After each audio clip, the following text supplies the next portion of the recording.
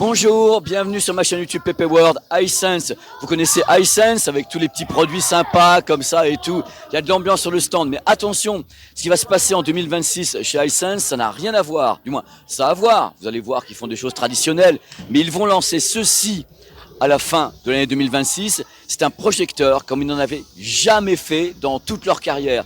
Ça pète les scores, c'est-à-dire qu'ils veulent un projecteur qui serait encore plus fort que les modèles JVC, DLA, que les modèles Sony et autres. C'est un projecteur fond de salle avec des caractéristiques de folie. Ça, c'est le prototype.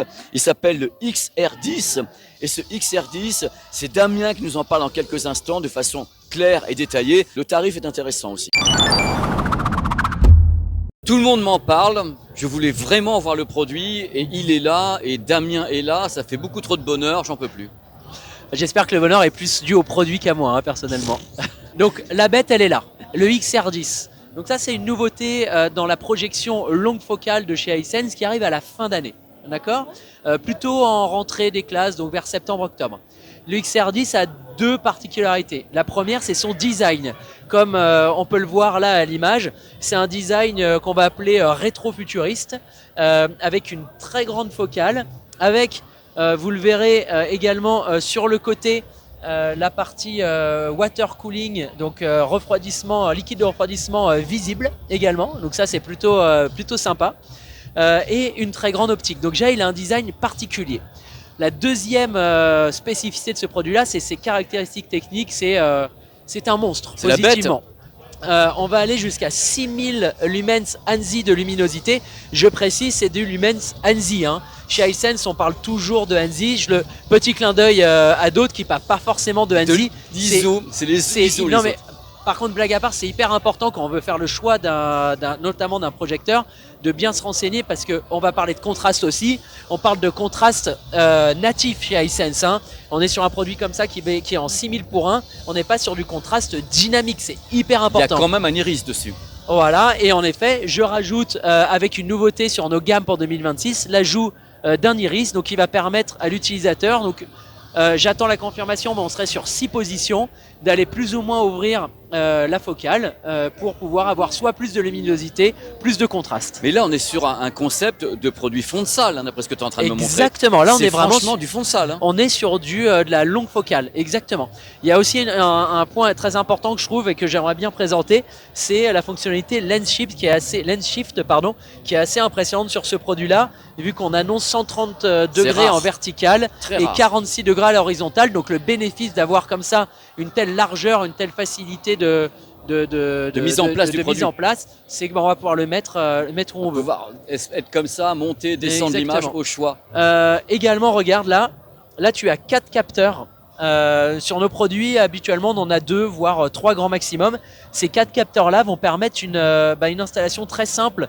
Le produit va pouvoir détecter les obstacles de manière très fine, va pouvoir détecter les angles, etc. Donc je n'ai pas encore vu le produit en situation chez nous, mais en tous les cas, ça promet de très belles choses. Parce que là, vu comment ils sont placés, en effet, il va mapper la pièce. Il va savoir ce qu'il y a, il va savoir comment projeter, il va se caler, il va pouvoir faire la netteté, il va pouvoir faire tout ça. Avec 4 faisceaux comme ça, tu as vraiment un champ des possibles dingue. Tout à fait. On a aussi un zoom optique qui est plutôt intéressant, qui va de 0,84 à 2. Donc je pense qu'on a de quoi s'amuser sur ce produit-là. On va pouvoir monter jusqu'à du 200 pouces pour les personnes qui ont le plus de place. C'est un produit qui est prévu, comme je disais, fin d'année, sûrement rentrée des classes. Les prix, pour l'instant, c'est vraiment des prix estimés on verra plus tard dans l'année. Il est coquin. 8-10 000. Ah, bon. C'est fini, c'est la fin de cette émission. Merci beaucoup de l'avoir suivi. Oh là là, c'est du fond de salle pour concurrencer Sony et JVC. La tech, le design, tout se paye. C'est ce que j'expliquais, on découvre le produit, donc c'est vraiment des premières estimations. Je serais ravi qu'on en parle un peu plus en détail au courant de l'année. Pour moi, quand je vois le produit, c'est l'équivalent dans le monde du DLP, DMD à des monstres comme Sony, JVC. Ça, c'est vraiment des produits qui sont des fonds de salle. Moi, j'ai hâte de voir ça fonctionner parce que ça peut être magnifique. J'espère aussi qu'il y aura une technique pour essayer de limiter les effets arc-en-ciel qu'on a souvent avec ces produits.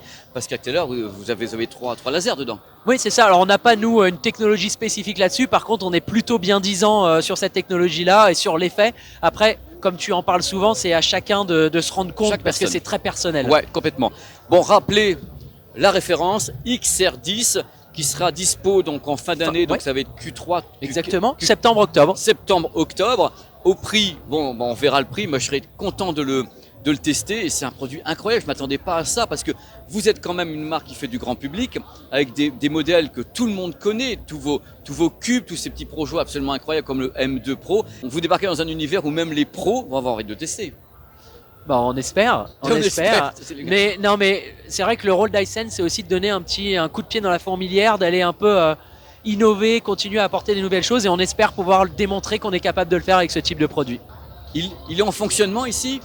Oh là là, il est en fonctionnement. C'est génial. Oh, c'est incroyable. Ah mais non, mais carrément. Mais c'est lui qui tourne là? Nom d'un petit bonhomme à roulette. Mais l'image est gigantesque. Donc ce n'est pas qu'un prototype, hein, c'est vraiment un produit fini qui fonctionne. Non mais là vous avez déjà une image gigantesque. Les gens se rendent pas compte mais waouh. Produit fonctionnel pour un lancement dans 7 à 8 mois quoi, comme quelque part. C'est assez dingue. C'est assez dingue.